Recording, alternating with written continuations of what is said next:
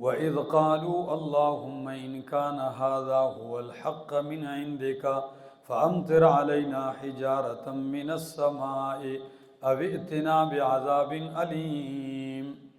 وَإِذْ قَالُوا، اور جب کہا انہوں نے، اللہم اے اللہ، إِنْ كَانَ هَذَا هُوَ الْحَقَّ، اگر یہ قرآن حق ہے تیری طرف سے، إِنْ كَانَ هَذَا هُوَ الْحَقَّ، اگر یہ قرآن یہ حق ہے، یا دوسرا یہ نبی حق ہے، تو فَأَمْطِرْ عَلَيْنَا، پس برسا ہمارے اوپر، حِجَارَةً مِّنَ السَّمَاء، پتھر آسمان سے، اَوْ ائْتِنَا بِعَذَابٍ أَلِيمٍ، یا لیا ہمارے پاس دردناک عذاب۔ وَمَا كَانَ اللَّهُ لِيُعَذِّبَهُمْ، اور نہیں ہے اللہ کہ انہیں عذاب دے، وَأَنْتَ فِيهِمْ، درا حال کہ آپ ان میں موجود ہیں، وَمَا كَانَ اللَّهُ، اور نہیں ہے اللہ مُعَذِّبَهُمْ، ان کو عذاب دینے والا، وَهُمْ يَسْتَغْفِرُونَ، اس حال میں کہ وہ استغفار کرتے ہوں۔ وَمَا لَهُمْ، اور کیا ہو گیا ان کے لیے، اللہ يُعَذِّبَهُمُ اللہ، کہ عذاب نہیں دے گا اللہ انہیں، وَهُمْ يَصُدُّونَ عَنِ الْمَسْجِدِ الْحَرَامِ، اور وہ روکتے ہیں مسجد حرام سے، وَمَا كَانُوا أَوْلِيَاءَهُ، اور نہیں ہے یہ اولیاءہ، اس مسجد حرام کے متولی، ان اولیاءہ، نہیں ہیں اس مسجد حرام کے متولی، الا المتقون، مگر متقین پرہیزگار، ولیکن اکثرہم لا یعلمون، لیکن اکثر ان کے نہیں جانتے۔ ابو جہل جب ان کا مکہ میں یہ کعبۃ اللہ میں گیا، میدان کارزار میں آنے سے پہلے، اور کعبۃ اللہ کے غلاف سے چمٹ کر ایک دعا مانگتا ہے، وہ دعا یہ مانگتا ہے، اللہ کہ اگر یہ قرآن، یہ تیرا نبی حق ہے تو پھر ہم پہ آسمان سے پتھر برسا دے، یا ہم پہ کوئی دردناک عذاب لے آ۔ بدبختی کی انتہا دیکھیں، اگر دانشمندی ہوتی تو یہ کہتے، اللہ اگر یہ تیرا نبی یا یہ قرآن حق ہے تو ہمیں ماننے کی توفیق عطا فرما، بجائے اس کے کہتے ہیں اگر حق ہے تو پتھر برسا یا دردناک عذاب لے۔ اب آپ سے پوچھتا ہوں، نبی اور قرآن حق ہے کہ نہیں؟ تو پھر پتھر برسنے چاہیے تھے کہ نہیں؟ وہ کہتے ہیں اگر تیرا نبی سچا ہے، قرآن سچی کتاب ہے، تو پتھر برسا دے، تو پتھر کیوں نہیں برسے؟ جواب دیا، دو وجہ ہیں۔ کتنی وجہ ہیں؟ پہلی وجہ، پتھر اس لیے نہیں برسے، عذاب اس لیے نہیں آیا کہ وَأَنْتَ فِيهِمْ، میرا پیغمبر تو ان میں موجود ہے، آپ کا لحاظ ہے، آپ کے ہوتے ہوئے میں ان کو عذاب نہیں دیتا۔ دوسری وجہ، وَهُمْ يَسْتَغْفِرُونَ، اللہ اس وقت بھی عذاب نہیں دیتا جب لوگ کیا کرتے ہوں۔ تو یہ اگرچہ ہیں مشرک پکے کافر، لیکن کعبۃ اللہ میں جا کے استغفار بھی مانگتے ہیں، سمجھ آ گئی؟ تو عذاب اس لیے رکا ہوا ہے۔ اور ترمذی کی حدیث میں نبی علیہ السلام نے فرمایا، انزل اللہ علی امانین لامتی، اللہ نے میری امت کے لیے مجھ پر دو امان نازل کیے ہیں جس سے امن ملتا ہے۔ وہ کون سے؟ ایک فرمایا میں ہوں، عذاب نہیں ہوگا، ان کو عذاب نہیں آئے گا کافر پر بھی۔ دوسرا فرمایا فَإِذَا مَضَيْتُ، جب میں چلا جاؤں گا دنیا سے، تو تَرَكْتُ فِيهِمُ الْإِسْتِغْفَارَ إِلَى يَوْمِ الْقِيَامَةِ، استغفار کو چھوڑ جاؤں گا قیامت تک کے لیے، کہ اگر استغفار کریں گے تو عذاب۔ تو اب نبی علیہ السلام تو چلے گئے ہیں، ہمارے پاس کیا ہے؟ استغفار ہے، ہمیں استغفار کرنا چاہیے۔ ٹھیک ہے، آگے، یا ایھا الذین آمنوا، یہاں سے ہے نا؟ ہاں اوِئْتِنَا بعذاب علیم، فرمایا ما کان اللہ، نہیں اللہ کہ ان کو عذاب دے، وانت فیہم، درا حال ہے کہ تو ان میں موجود ہو، وما کان اللہ معذبہم، اور نہیں ہے اللہ ان کو عذاب دینے والا، وہم یستغفرون، درا حال ہے کہ وہ استغفار مانگتے ہوں، بخشش طلب کرتے ہوں، وما لہم، اور کیا ہو گیا ان کے لیے، اللہ یعذبہم اللہ، کہ اللہ ان کو عذاب نہیں دے گا، یعنی ہیں تو عذاب کے مستحق ہیں، کیونکہ وَيَصُدُّونَ عَنِ الْمَسْجِدِ الْحَرَامِ، مسجد حرام سے بھی لوگوں کو منع کرتے ہیں، وَمَا كَانُوا أَوْلِيَاءَهُ، حالانکہ نہیں ہے یہ مسجد حرام کے متولی۔ بھائی مسجد کا متولی بھی عبادت سے نہیں روک سکتا، کیا؟ مسجد کا متولی بھی مسجد میں عبادت سے نہیں روک سکتا، تو پھر یہ تو عبادت مسجد کے متولی بھی نہیں ہے۔ بات سمجھ میں آ گئی؟ کیونکہ مکے والوں کا یہ گمان تھا کہ ہم کعبۃ اللہ کے متولی ہیں، ہم جسے چاہیں گے وہ نماز پڑھے گا، جسے نہیں چاہیں گے وہ نہیں پڑھے گا۔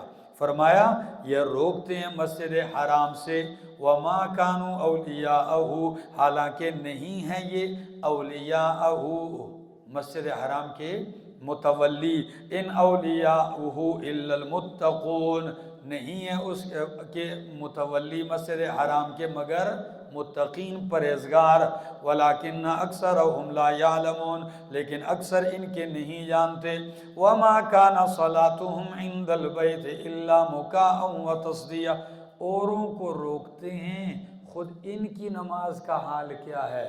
فرمایا وما کان صلاتہم، نہیں ہے ان کی نماز عند البیت، بیت اللہ کے پاس، الا مکاء، مگر سیٹیاں بجانا، وتصدیہ، اور تالیاں پیٹنا۔ ان کی نماز، خود اپنی نماز عبادت کا کیا حال ہے؟ سیٹیاں بجانا، تالیاں بجانا۔ آپ اگر غور کریں تو اسلام کی عبادت کے طریقے کے علاوہ باقی دینوں میں بھی عبادتیں ہیں، تو ان کی عبادت آپ دیکھیں گے کسی نہ کسی درجے میں ٹنگ ٹنگ میوزک سے شروع ہوگی، ٹلی سے، گھنٹی سے، اور گھنٹی پہ کیا ہوگی؟ ختم ہوگی۔ تو یہ ایک گناہ شرکت ان میں بھی ہے کہ وہ بھی تالیاں پیٹتے ہیں اور کیا کرتے ہیں؟ سیٹیاں بجاتے ہیں۔ ہاں ہمارے لوگ بھی قوالی کو بہت شوق سے سنتے ہیں اور کہتے ہیں یہ ثواب کا کام ہے، ٹھیک ہے، تو ثواب اس میں کیا ہوتا ہے؟ تالیاں ہی پیٹی جاتی ہیں اور میوزک بجتا ہے، تو یہ عبادت تو مومن کی نہیں ہو سکتی، کار ثواب یہ کن کا ہے؟ فرمایا مشرکین کی عبادت نہیں ہے عند البیت، بیت اللہ کے پاس، الا مکاء وتصدیہ، مگر سیٹیاں بجانا، وتصدیہ، اور تالیاں پیٹنا۔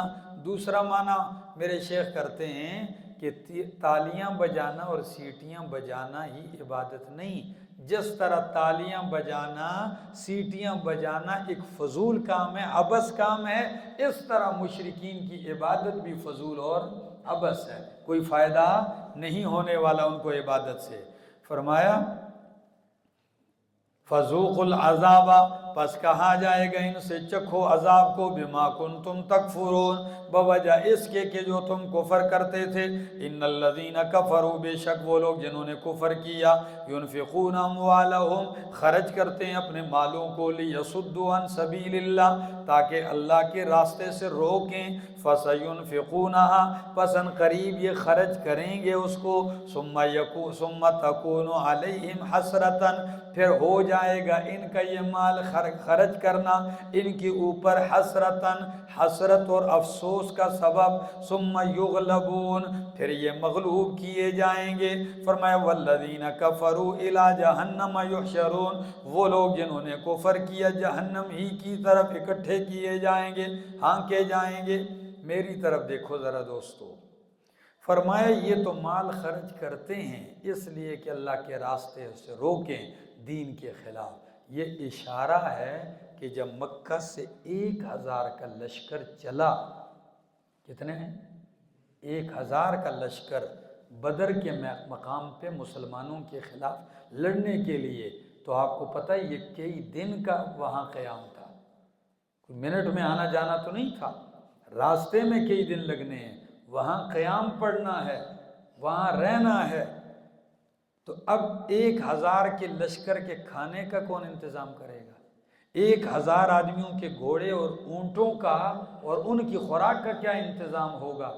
تو مکے کے چند سرداروں نے کہا یہ خرچہ ہم کریں گے۔ کیا کریں گے؟ یہ خرچہ۔ تو ایک دن کا خرچہ ایک سردار لیتا تھا، اور روزانہ اونٹ ذبح ہوتے تھے، 10 اونٹ۔ 10 اونٹ ذبح ہو رہے ہیں، پک رہے ہیں، ان کے جانوروں کی بھی خوراکیں۔ اللہ رب العزت نے فرمایا اب تو یہ دین کے خلاف خوب لگا رہے ہیں، مال خرچ کر رہے ہیں، لیکن ان قریب یہ اپنے خرچ کیے ہوئے پر بھی حسرت اور افسوس ہوگا، آئے پیسے بھی گئے اور یغلبون کیا کر دیے جائیں گے؟ مغلوب بھی کر دیے جائیں گے، شکست بھی کھا جائیں گے۔ آگے جی، لیمیز اللہ الخبیث، تاکہ جدا کر دے اللہ گندے پلید کو، من الطیب پاک سے، ویجعل الخبیث، اور کر دے اللہ گندے خبیث کو، بعضہ علی بعض، بعض کو بعض پر، فیرکمہ، پھر اس کو جمع کرے، اکٹھا کرے سب کو، فیجعلہ فی جہنم، پس کر دے ان کو جہنم میں، اولئک هم الخاسرون، یہی لوگ خسارے میں پڑنے والے۔ یہ معرکہ اس لیے لگایا ہے کہ اللہ خبیث کو طیب سے کیا کر دے؟ جدا کر دے، الگ کر دے۔ خبیث گندے الگ اور پاک کیا کر دیں؟ الگ کر دیں۔ اور پھر گندوں کو اللہ کیسا کرے؟ فرمایا یجعل الخبیث بعضہ علی بعض، گندے کے بعض کو بعض پر رکھ کے، فیرکمہ، جمیعہ سب کو اوپر نیچے کر دے، اکٹھا کر کے گٹھا بنا کے سب کو اٹھا کے کدھر ڈال دے؟ جہنم میں ڈال دے۔ اگر بدر کا معرکہ آپ دیکھیں تو جب 70 ان کے مارے گئے تھے تو ایک کھڈا تھا، نبی علیہ السلام نے کہا ان 70 کی لاشوں کو کیا کرو؟ اکٹھا کر کے کدھر پھینکو؟ اس کھڈے میں پھینک دو۔ اور کھڈے میں پھینکیں گے تو کدھر جائیں گے؟ کیونکہ اللہ کے رسول سے لڑنے کے لیے آئے دین کے خلاف۔ فرمایا تاکہ جدا کر دے اللہ الخبیث، خبیث کو، من الطیب، پاکیزہ سے، موحد مومن سے، ویجعل الخبیث، اور کر دے اللہ خبیث کو، گندے کو، پلید کو، بعضہ علی بعض، بعض کو بعض پر، فیرکمہ، پھر اوپر نیچے کر دے ان کو جمیعہ سب کو، فیجعلہ فی جہنم، پس کر دے اس خبیث کو کدھر؟ جہنم میں۔ کیونکہ اولئک هم الخاسرون، یہی لوگ خسارہ میں پڑنے والے ہیں۔ قل للذین کفروا، کہہ دیجئے ان لوگوں سے جنہوں نے کفر کیا، ان ینتہوا، اگر وہ باز آ جائیں تو یغفر لہم، ان کی بخشش کر دی جائے گی۔ دروازہ اب بھی نہیں بند کیا، ٹھیک ہے؟ فرمایا کہ اب بھی اگر توبہ کرو، باز آ جاؤ تو یغفر لہم، بخش دیا جائے گا ان کے لیے، ما قد سلف، جو پہلے ہو چکا ہے۔ اللہ پہلے سارا معاف کر دے گا، کیونکہ ان الاسلام یہدم ما کان قبلہ، اسلام سے پہلے والے گناہوں کو کیا کر دیتا ہے؟ کافر کلمہ پڑھتا ہے، اس کے پچھلے گناہ کیا ہو جاتے ہیں؟ معاف ہو جاتے ہیں۔ فرمایا وَإِن يَعُودُوا، اور اگر یہ باز نہیں آتے، یعودو، دوبارہ پلٹتے ہیں مسلمانوں کے لڑنے کے لیے یا ان سے مقابلے کے لیے، تو فرمایا فَقَدْ مَضَتْ سُنَّةُ الْأَوَّلِينَ، تحقیق گزر چکا ہے طریقہ پہلے لوگوں کا۔ کیا؟ یعنی اللہ کا قانون پہلے لوگوں میں گزر چکا ہے۔ وہ کیا ہے؟ ابھی آپ چند آیتیں پہلے پڑھا، اگر تم پلٹو گے تو اللہ فرماتے ہیں میں بھی پلٹوں گا۔ وَإِن تَعُودُوا نَعُدْ، اگر تم جنگ کے لیے پلٹو گے تو ہم بھی مومنوں کی مدد کے لیے کیا کریں گے؟ پلٹیں گے، اور پھر تمہیں نیست و نابود کریں گے۔ یا اللہ کا طریقہ سابقہ سے یہ چلا آ رہا ہے کہ جب نہیں مانتے اور ضد پہ اڑتے ہیں تو اللہ عذاب بھیج کے کیا کر دیتا ہے؟ پہلوں میں اللہ کا یہ طریقہ کار گزر چکا ہے۔ وَقَاتِلُوهُمْ، اور لڑو ان سے، حَتَّى لَا تَكُونَ فِتْنَةٌ، یہاں تک کہ نہ رہے فتنہ۔ کیا نہ رہے؟ فتنہ ختم ہونے تک لڑو۔ فتنہ سے مراد کیا ہے؟ شرک۔ بولو کیا ہے؟ یہاں تک کہ نہ رہے شرک۔ وَيَكُونَ الدِّينُ كُلُّهُ لِلَّهِ، اور ہو جائے دین خالص اللہ ہی کے لیے، سارے کا سارا عبادتیں ساری خالص اللہ کے لیے ہو جائیں، شرک مٹ جائے۔ فَإِنِ انْتَهَوْا، پس اگر وہ باز آ جائیں، فَإِنَّ اللَّهَ بِمَا يَعْمَلُونَ بَصِيرٌ، پس بے شک اللہ اس پر جو وہ عمل کرتے ہیں دیکھنے والا ہے، ان کے سارے اعمال اللہ دیکھ رہا ہے۔ وَإِن تَوَلَّوْا، اگر وہ پھر گئے، فَاعْلَمُوا، تو جان لو اے مومنو، أَنَّ اللَّهَ مَوْلَاكُمْ، کہ بے شک اللہ تمہارا کار ساز ہے، معاون اور مددگار ہے۔ نعم المولا، کیا ہی اچھا دوست ہے اللہ، ونعم النصیر، کیا ہی اچھا مددگار ہے۔ وَاعْلَمُوا أَنَّمَا غَنِمْتُمْ، اور جان لو کہ جو تم غنیمتیں حاصل کرتے ہو، من شیء، کسی چیز سے بھی، یعنی جو بھی تمہیں غنیمتیں ملتی ہیں، فَإِنَّ لِلَّهِ خُمُسَهُ، پس بے شک اللہ ہی کے لیے ہے اس کا پانچواں حصہ، وَلِلرَّسُولِ، اور رسول کے لیے ہے پانچواں حصہ، وَلِذِي الْقُرْبَى، اور قرابت داروں کے لیے رسول کے، وَالْيَتَامَى، اور یتیموں کے لیے، وَالْمَسَاکِین، اور مسکینوں کے لیے، وَابْنِ السَّبِیلِ، اور مسافروں کے لیے۔ ان کنتم آمنتم باللہ، اگر ہو تم ایمان لاتے ہو اللہ پر، وما انزلنا، اور اس چیز پر جو ہم نے اتاری اپنے بندے پر، یوم الفرقان، فیصلے کے دن، یوم التقى الجمعان، جس دن دو جماعتیں آپس میں لڑیں، واللہ علی کل شیء قدیر، اللہ ہر چیز پر قادر ہے۔ سورت کے شروع میں کہا کہ اس سورت میں غنیمتوں کی تقسیم کا قانون بھی بیان ہوگا، تو غنیمت کی تقسیم کا قانون سمجھ لو کہ غنیمت ٹوٹل اس کے 5 حصے کیے جائیں گے۔ کتنے حصے؟ مال غنیمت ملا 5 حصے کیے جائیں گے۔ 4 حصے تقسیم ہوں گے جو فوجی مجاہد لڑے ہیں، جو غازی، ان پہ تقسیم کیے جائیں گے، اور 5واں حصہ جو رہ گیا ہے یہ اللہ کا، اس کے رسول کا ہے، اللہ کے رسول کے رشتہ داروں کا ہے، یتیموں کا، مسکینوں کا، مسافروں کا ہے۔ قانون سمجھ میں آ گیا؟ اب یہاں مفسرین کرام فرماتے ہیں کہ اللہ کا حصہ الگ، رسول اللہ صلی اللہ علیہ وسلم کا حصہ الگ ہے۔ فرمایا اللہ کو حصوں کی ضرورت نہیں، یہاں اللہ کا نام برکت کے لیے لیا ہے۔ اللہ کو، یعنی یہ مطلب نہیں ہے کہ اللہ کا کوئی حصہ تم الگ کر کے ادھر رکھ دو گے کہ یہ تو اللہ کا ہو گیا، یہ رسول اللہ کا ہو گیا۔ اللہ کا نام کس لیے لیا گیا ہے؟ برکت کے لیے لیا ہے۔ سمجھ آ گئی؟ اور یہ حصہ جو 5واں ہے یہ رسول اللہ کا حصہ، یہ در حقیقت اللہ کا ہے، کیونکہ رسول اللہ صلی اللہ علیہ وسلم اس کو استعمال رب کے حکم سے کرتے ہیں۔ ٹھیک ہو گیا؟ اب یہ جو 5واں حصہ ہے جو اللہ کے نبی صلی اللہ علیہ وسلم کو ملتا ہے، اس کا کیا طریقہ ہوگا؟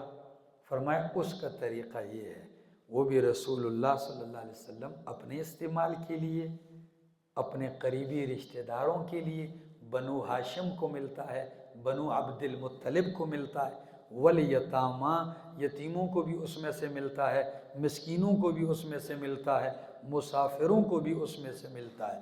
تو سچ بتاؤ کہ اللہ رب العالمین نے ان کو زیادہ دیا کہ پیغمبر کو؟ ان کو زیادہ دیا۔ نبی علیہ السلام باقیوں کو 4 حصے دیے، نبی علیہ السلام باوجود حاکم سپہ سالار ہونے کے، پیغمبر رسول مرشد عالم ہونے کے، ان کے لیے 5واں حصہ ہے، اور اس 5ویں کا بھی آگے 5 ٹکڑوں میں تقسیم کیا جا رہا ہے۔ اس 5ویں کو بھی آگے کتنے حصوں میں تقسیم؟ 5 حصوں میں تقسیم کیا گیا۔ بات سمجھ میں آ گئی؟ لہٰذا کسی کو پیغمبر پہ اعتراض نہیں ہونا چاہیے۔ دوسری بات کہ یہ جو 5واں حصہ ہے یہ نبی علیہ السلام کی وفات کے بعد اس کا کیا بنا؟ تو مفسرین کرام فرماتے ہیں اس کے بعد کسی خلیفہ حاکم نے یہ نہیں کہا غنیمت میں کہ یہ 5واں حصہ ہے رسول اللہ والا، میں اب خلیفہ ہوں، یہ مجھے ملے گا۔ انہوں نے کہا یہ نبی علیہ السلام کا 5واں حصہ ان کو رسالت کی وجہ سے ملتا تھا، اور ان کے بعد کسی کو رسالت مل سکتی؟ بات سمجھ میں آ رہی؟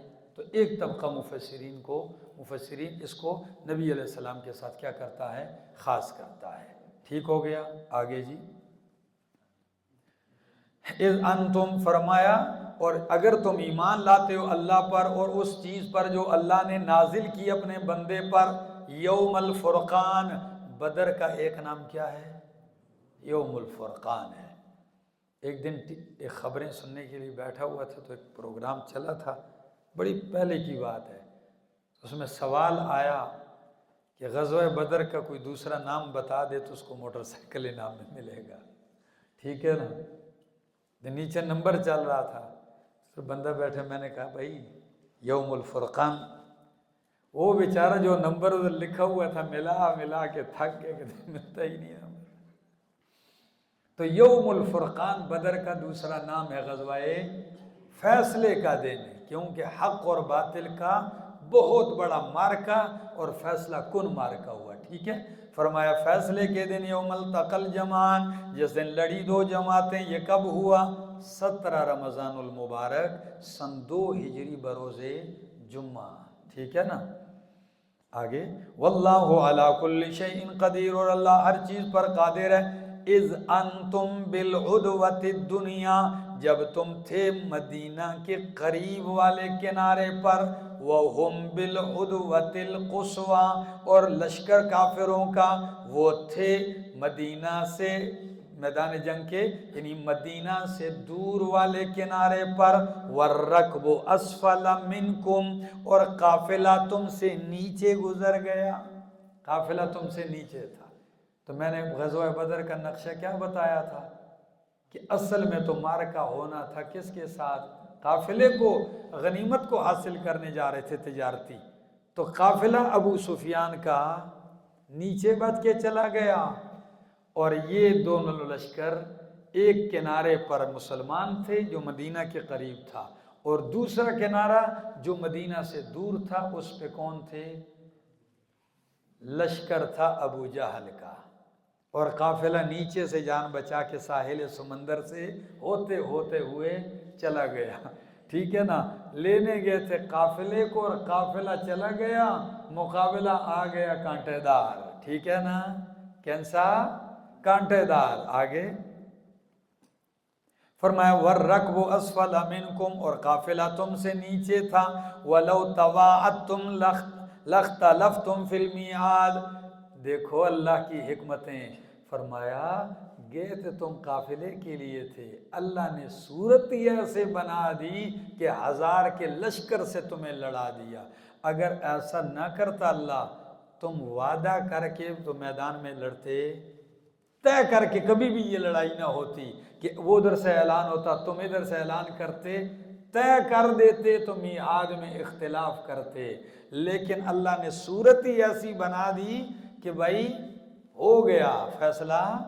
ذرا لفظوں پہ غور کرو، وَلَوْ تَوَاعَدْتُمْ، اگر تم ایک دوسرے کو وعدہ دیتے، لَاخْتَلَفْتُمْ، تو تم اختلاف کرتے، فِي الْمِيعَاد، میعاد میں، لیکن لِيَقْضِيَ اللَّهُ أَمْرًا، یہ کیوں ہوا؟ تاکہ طے کر دے اللہ، فیصلہ کر دے اللہ، امراً، ایک کام کا، کانا مفعولا، جو طے ہو چکا ہے، جو طے ہو چکا ہے اللہ کے علم میں، اس کو عملی طور پہ اس کا اللہ کیا کر دے؟ فیصلہ کر دے۔ اور کیوں کرے؟ لِيَهْلِكَ مَنْ هَلَكَ عَنْ بَيِّنَةٍ، تاکہ ہلاک ہو جائے جو ہلاک ہوتا ہے دلیل سے، وَيَحْيَا، اور جیے جو جیتا ہے دلیل سے۔ کیا خیال ہے؟ جو جیے بھی تو دیے دلیل سے، اور جو مرتا ہے تو وہ مرے بھی کس سے؟ یعنی اس پہ اتمام حجت ہو جائے۔ کیا ہو جائے؟ اتمام حجت ہو جائے۔ آگے، وَإِنَّ اللَّهَ لَسَمِيعٌ عَلِيمٌ، اور بے شک اللہ سمیع، سننے والا، علیم، جاننے والا ہے۔ اِذْ يُرِيكَهُمُ اللَّهُ فِي مَنَامِكَ، میرا پیغمبر جب اللہ نے دکھایا ان کافروں کو آپ کی خواب میں، آپ کو قلیلاً، تھوڑا کر کے، خواب میں اللہ نے کافروں کو کیا کر کے دکھایا؟ اسی بدر کے مقام پہ نبی علیہ السلام نے خواب دیکھا، فرمایا اللہ نے مجھے یہ بدر کے کفار کا لشکر تھوڑا کر کے دکھایا ہے، تعبیر یہی ہے کہ ہماری کیا ہوگی؟ فتح ہوگی۔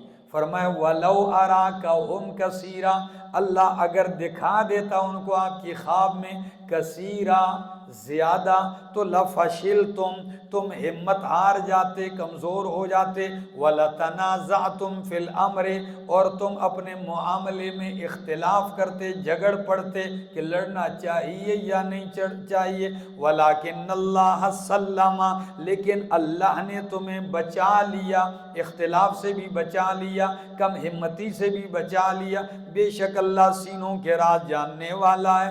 صرف خواب میں ہی نہیں بتایا، فرمایا وَإِذْ يُرِيكُمُوهُمْ، ادھر سمجھ آ رہی؟ اوپر خواب الگ، اب سامنے میدان میں اپنی جیتی جاگتی آنکھوں سے دکھانا دوبارہ دکھایا۔ وَإِذْ يُرِيكُمُوهُمْ، اور فرمایا جب تمہیں دکھایا، جب تم ان سے لڑے، جب دکھایا ان کو تمہیں، جب تم ان سے لڑے، فی اعینکم، تمہاری آنکھوں میں، قلیلا تھوڑا کر کے، وَيُقَلِّلُكُمْ، اور تھوڑا کر کے، تھوڑا کیا تمہیں، فی اعینہم، ان کی آنکھوں میں۔ تو کیا مشرکین نے بھی خواب دیکھا تھا؟ نہیں، خواب کی بات الگ ہو گئی، اب یہ میدان کی بات الگ ہے۔ فرمایا میرا پیغمبر مسلمانوں کی آنکھوں میں کافروں کو کم کر دکھایا، اور کافروں کی آنکھوں میں مسلمانوں کو کم کر دکھایا۔ 313 تو تھے، اور کم دکھا دیا۔ جب کم دکھا دیا تو وہ لڑائی کے لیے دلیر ہو جائیں، تاکہ یہ لڑائی ہو جائے، اور مسلمانوں کو بھی کفار تھوڑے کر کے دکھائے ابتداءً، تاکہ لڑائی ہو جائے۔ پھر جب عین میدان میں لڑائی شروع ہو گئی تو پھر اللہ نے کافروں کے سامنے مومنوں کی تعداد کو بڑا چڑھا کر کے دکھایا۔ میں نے پیچھے تفصیل کی، ادھر پھر زیادہ کر کے کیوں دکھایا؟ تاکہ ان پہ روب آئے اور وہ کیا ہو جائیں؟ بھاگ جائیں۔ اور حقیقتاً بھی زیادہ تھے کہ کیا اترے تھے آسمانوں سے؟ فرشتے اترے تھے، ٹھیک ہے نا؟ آگے فرمایا کان مفعولا وإلی اللہ ترجع الامور، اور اللہ ہی کی طرف لٹائے جائیں گے سارے امور۔ یا ایھا الذین آمنوا، چھٹا قاعدہ، اے ایمان والو، اذا لقیتم فئۃ، جب تم لڑو کسی جماعت سے، لشکر سے، تو فاثبتوا، ڈٹ جاؤ، کیا کرو؟ اور اللہ کے حبیب صلی اللہ علیہ وسلم نے بھی فرمایا لا تتمنوا لقاء العدو، دشمن سے لڑائی کی تمنا نہ کیا کرو کہ اللہ کرے جنگ ہو جائے، اللہ کرے لڑائی ہو جائے، یہ تمنا نہ کیا کرو۔ ہاں جب ہو جائے وَإِذَا لَقِيتُمْ فَاثْبُتُوا، پھر جب آئی جائے سر پہ تو پھر کیا ہو جایا کرو؟ پھر ڈٹ جایا کرو، ثابت قدم رہو۔ فرمایا جب تم لڑو کسی لشکر سے، فَاثْبُتُوا، تو ڈٹ جاؤ، ثابت قدم رہو، وَاذْكُرُوا اللَّهَ كَثِيرًا، اور اللہ کو بہت زیادہ یاد کرو، لَعَلَّكُمْ تُفْلِحُونَ، تاکہ تم کیا ہو جاؤ؟ یعنی عین میدان جنگ میں بھی تمہیں کس کو یاد کرنا چاہیے؟ ہاں آگے فرمایا وَأَطِيعُوا اللَّهَ وَرَسُولَهُ، اور اطاعت کرو اللہ کی اور اس کے رسول کی، وَلَا تَنَازَعُوا، اور آپس میں لڑائی جھگڑا منازعت نہ کرو۔ جب آپس میں لڑو گے تو نقصان کیا ہوگا؟ فَتَفْشَلُوا، تم کمزور ہو جاؤ گے، بزدل ہو جاؤ گے، وَتَذْهَبَ رِيحُكُمْ، اور تمہاری ہوا اکھڑ جائے گی، یعنی تمہارا روب دبدبا ختم ہو جائے گا دشمن پر۔ جب سب آپس میں متحد ہوگے تو دشمن پر بھی روب طاری رہے گا، اور آپس میں بھی ایک دوسرے کے سر پھوڑتے رہو گے، لڑتے رہو گے، تو بزدلی، کم ہمتی بھی آ جائے گی، اور دوسرا کیا ہوگا؟ تذہب ریحکم، ریحکم سے مراد یہ ہے کہ تمہارا دبدبا چلا جائے گا۔ کیا؟ تمہارا روب چلا جائے گا۔ آگے وَاصْبِرُوا، اور صبر کرو، اِنَّ اللَّهَ مَعَ الصَّابِرِينَ، بے شک اللہ صبر کرنے والوں کے ساتھ ہے۔ وَلَا تَكُونُوا كَالَّذِينَ، اور نہ ہو ان لوگوں کی طرح، اللہ مومنوں سے کہتے ہیں تم ان لوگوں کی طرح نہ ہو، خَرَجُوا مِن دِيَارِهِمْ، جو نکلے اپنے گھروں سے، بطرا آکڑتے ہوئے، وریا الناس اور لوگوں کو دکھلاتے ہوئے.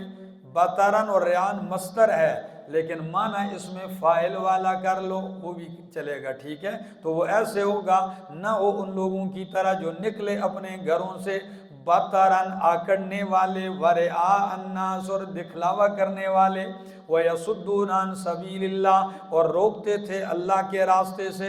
وَاللَّهُ بِمَا يَعْمَلُونَ مُحِيطٌ اور اللہ اس پر جو یہ عمل کرتے ہیں گھیرنے والا ہے. یہ کون لوگ تھے جو گھروں کے سے نکلے بڑی آکڑ کے ساتھ لوگوں کو؟ یہ ابو جہل کا لشکر تھا. سمجھ آ گئی؟ جب بدر کی طرف آنے لگا تو خوب ٹھاٹ باٹ کے ساتھ نکلا اور کہنے لگا ہیں مسلمانوں نے کوئی روٹی کا لقمہ سمجھ لیا ہے، قافلہ لینا یہ کوئی نوالا ہے روٹی کا، یہ ایسا ہوگا. اتنے غرور اور تکبر کے ساتھ. اب قافلہ چلا گیا تو کسی نے جا کر ابو جہل سے کہا جی لڑائی تم تو قافلے کی دفاع کے لیے آئے تھے، قافلہ بچ گیا اب چلے جاؤ گھر.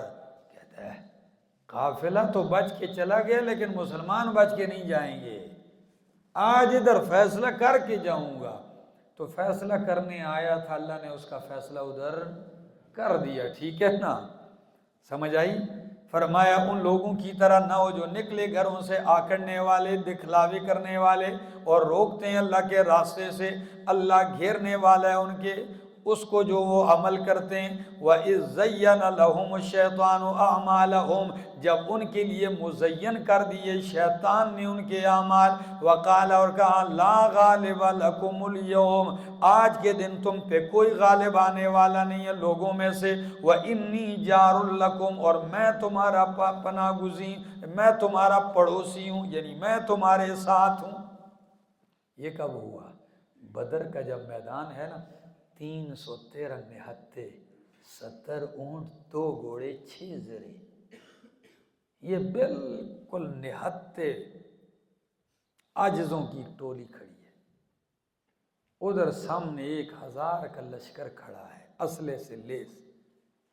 تو ابلیس ادھر بھی حاضر ہو گیا شیطان، اور بالکل آ کے ابو جہل کے ہاتھ میں سے ہاتھ ڈال رہا ہے اور چل رہا ہے. ادھر دیکھو ہاتھ میں ہاتھ ڈال کے چل رہا ہے. کہتا ہے اس شان و شوکت کے باوجود آج تم پہ کوئی غالب نہیں آ سکتا. اتنا خبیث ہے نا ابلیس. اس موقع پر دلیری دینے کے لیے آیا ابو جہل کو اور کہتا ہے انی جار لکم. کیا ہے یہ؟ کیسے کہا؟ ایک قبیلے کا نام لیا. ابو جہل نے کہا تو ہے کون؟ تو شکل میں آیا تھا ایک قبیلے کے سردار کے. کہتا ہے غم نہ کرو، پیچھے سے 3000 کا لشکر میری برادری آ رہی ہے. ہاں آ رہی ہے ایک لشکر، میں تمہارے ساتھ ہوں. یہ گفتگو جاری ہے کہ اوپر سے فرشتے اترنا شروع ہو گئے. کیا ہو گئے؟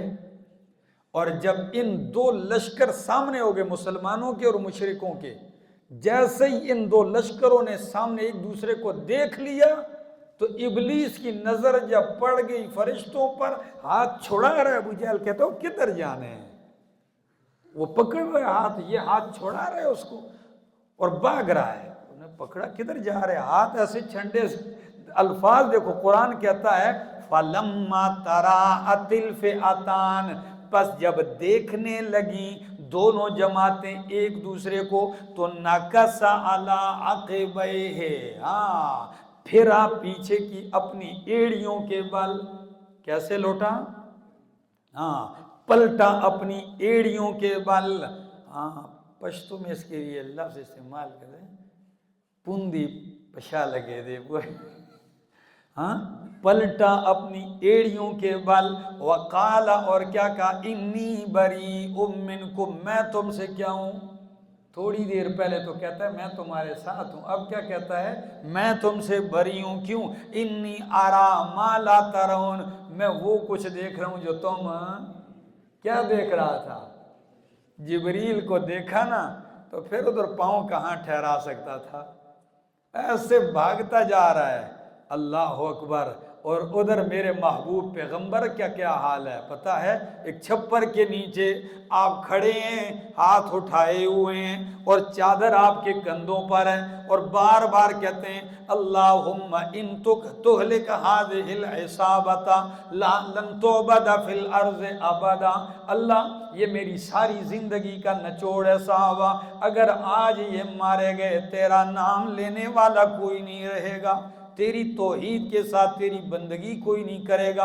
اتنا رو رہے ہیں، اتنا رو رہے ہیں کہ جب چند کندھے سے چادر سرک کے نیچے آتی ہے، ابو بکر صدیق پاس کھڑے ہیں، چادر پھر اوپر کرتے ہیں، پھر چادر گرتی ہے، آپ روتے ہیں۔ اتنے میں صدیق اکبر سامنے آ کے کہتے ہیں اللہ کے حبیب بس کیجئے، آپ نے مانگنے میں انتہا کر دی ہے، فتح ہماری ہے، اپنے پہ اعتبار نہیں، تیرے ہاتھوں پہ جب اٹھے ہیں کبھی خالی نہیں واپس آئے۔ تسلی دی نبی علیہ السلام کو، تسلی دی۔ کیا عجیب منظر تھا اس وقت۔ نبی علیہ السلام، بخاری کے الفاظ ہیں، یہ دعا کر رہے ہیں، التجا کر رہے ہیں بار بار، اور ادھر اللہ کی فتح آ گئی۔ تو چند لمحے گزرے، نبی علیہ السلام نے ابو بکر صدیق سے فرمایا مبارک ہو، ھذا جبریل، یہ آ گیا جبریل گھوڑے کی لگام تھامے ہوئے، وعلیہ عادات الحرب، اور اس نے سامان جنگ بھی پہن رکھا ہے،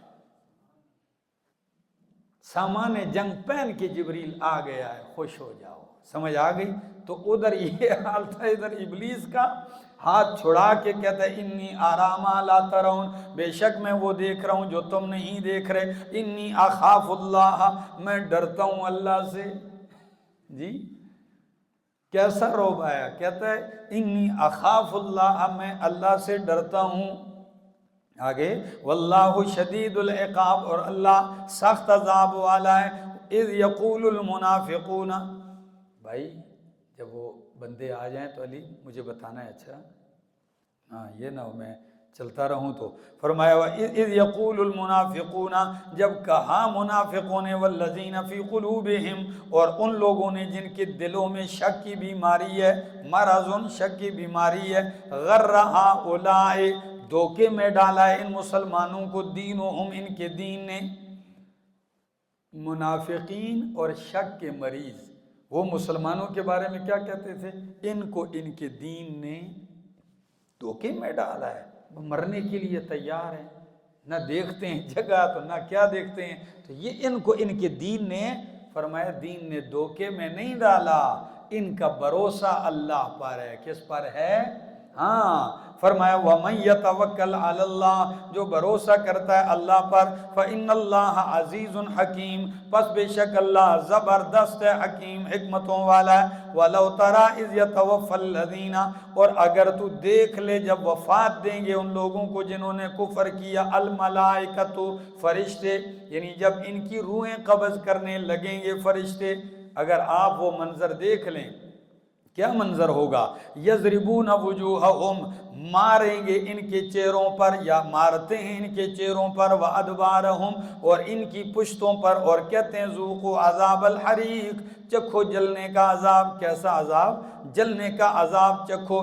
ذالک بما قدمت ایدیکم، یہ عذاب اس لیے میرے دوستو، موت کے وقت جب فرشتے کافروں کی روحیں کھینچتے ہیں تو منہوں پر بھی مارتے ہیں اور پشتوں پر بھی مارتے ہیں۔ کس پر؟